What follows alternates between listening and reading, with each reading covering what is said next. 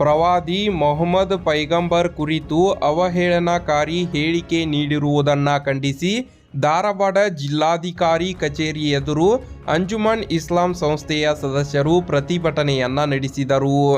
ಧಾರವಾಡ ನಗರದಾದ್ಯಂತ ಶುಕ್ರವಾರ 4 ಗಂಟೆಗೆ ಮುಸ್ಲಿಂ ಜನರ ಭಾವನೆಗಳಿಗೆ ಧಕ್ಕೆ ತರುವ ರೀತಿಯಲ್ಲಿ ಪ್ರವಾದಿ ಮೊಹಮ್ಮದ್ ಪೈಗಂಬರ್ ಕುರಿತು ಸ್ವಾಮಿ ಮಹಂತ ರಾಮಗಿರಿ ಅವರು ಅವಹೇಳನಕಾರಿ ಹೇಳಿಕೆಯನ್ನು ನೀಡಿದ್ದಾರೆ.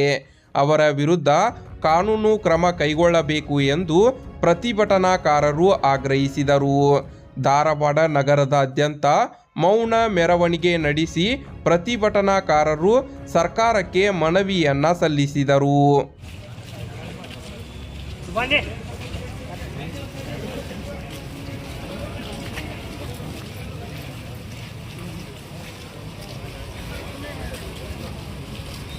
About the Prophet sallallahu alaihi wasallam in his religious discourse, which not only hurt the feelings of the Muslims but also the peace lovers of all religions in the country.